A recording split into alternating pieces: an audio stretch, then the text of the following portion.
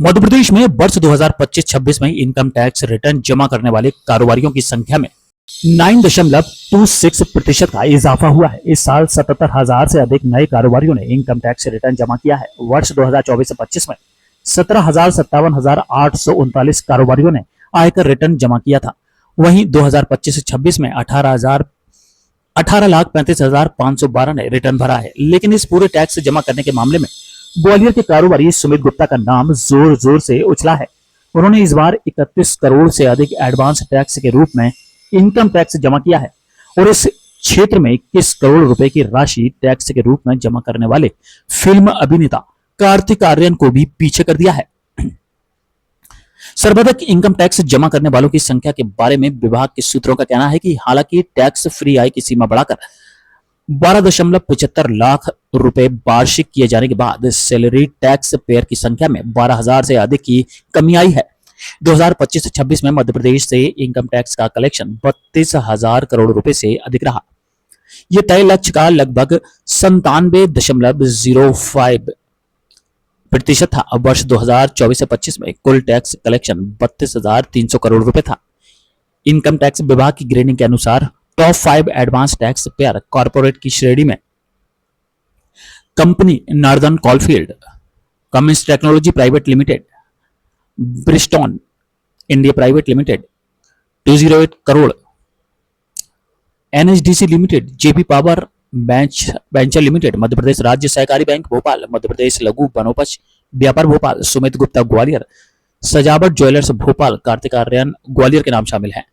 कार्तिक आर्यन ने भरा 21 करोड़ का टैक्स। नॉन कारपोरेट श्रेणी में फिल्म स्टार कार्तिक आर्यन ने वर्ष 2025-26 में बतौर एडवांस इनकम टैक्स 21 करोड़ रुपए की राशि जमा की है। वर्ष 2024-25 में उन्होंने 11 करोड़ रुपए जमा किए थे, जबकि ग्वालियर के कारोबारी सुमित गुप्ता ने 31.67 करोड़ रुपए जमा किए हैं।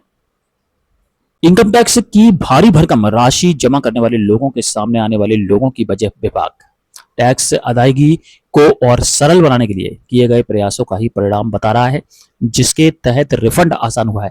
जागरूकता के लिए लगातार किए जा रहे प्रयास भी एक खास वजह है, जिसके कारण ग्वालियर को सुर्खियां मिली हैं। ये एक खबर जो अभी लोगों को सुनने में मिली है कि ग्वालियर के सुमित गुप्ता जी ने जो है वो एडवांस टैक्स के तौर पे 31 करोड़ से ऊपर जो है जमा किया है। और उससे पहले कार्तिक आर्यन जी जो फिल्म इंडस्ट्री से संबंध रखते थे, उन्होंने भी अच्छी खासी रकम जमा करी थी। तो ये बड़ा हर्ष का विषय भी है ग्वालियर के लिए कि जिस तरह से जो टैक्स के प्रति लोगों में जागरूकता आई है और लगातार सरकार का भी ये प्रयास है कि वो एआई के ज़रिए जो है ज़्यादा से ज़्यादा जानकारी निकाल कर, और वो पहले से ही वो जानकारी इतनी इकट्ठी हो जाती है कि लोगों को भी सोचने में मजबूर कर दिया है कि वो टैक्स अपना आसानी से जो है भर सकें और कम से कम छुपाने की नौबत आए। तो हो सकता है जैसा सुनने में आया कि वो रियल इस्टेट कारोबार से संबंध रखते हैं, तो निश्चित तौर पर रियल इस्टेट में कई बार ऐसी संभावनाएं बन जाती हैं कि वहाँ पे आय का स्रोत जो है वो एक बड़ी रकम हो जाती है। हालांकि ये लगातार चलता रहे, ये एक बहुत अच्छी बात रहेगी कि साल दर साल वो इस जो तीसरे पायदान पे हैं वो कायम रहें। और हालांकि कार्तिक आर्यन जी का जहाँ तक सवाल है तो वो लगातार कई सालों से जो है ग्वालियर के क्षेत्र में अपना टैक्स जमा करते आ रहे हैं। और दूसरी बात एक और चीज़ आई है कि सरकार की तरफ से जो सरलीकरण के प्रयास हुए, जिसके अंदर जो लिमिट थी वो भी 12 लाख तक उन्होंने जो है छूट दी।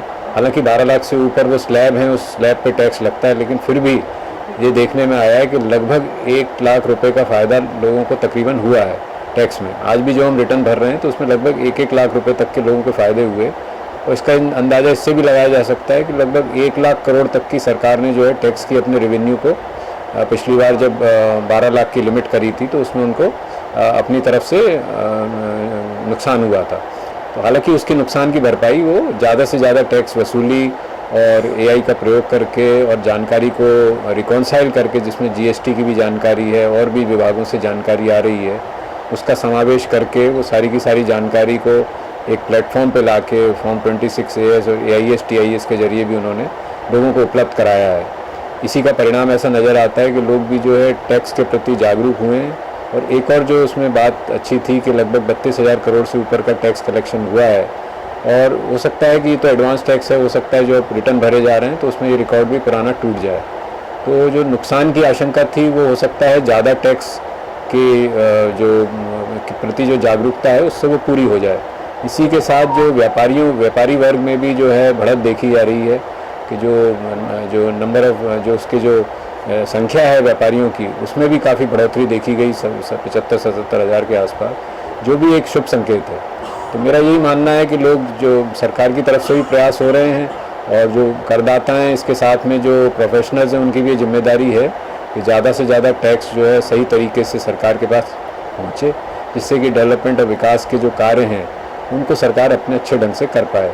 और एक कंप्लायंस का भी एक फ़ायदा रहता है कि लोगों को अपनी रकम में कैपिटल बनाने में आराम रहता है, जिससे वो आगे और बड़ा व्यवसाय कर सकें।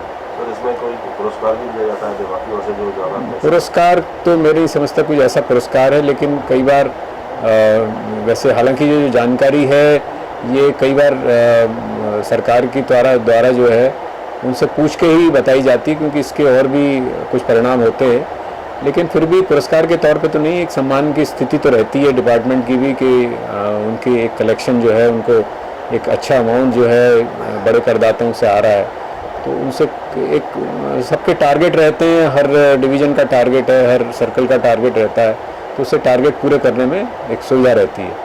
सम्मान की बात तो निश्चित तौर पे रहती है, लेकिन कोई इस तरह से कोई अवार्ड टाइप का तो मैं नहीं समझता कोई डिपार्टमेंट की तरफ से दिया जाता है।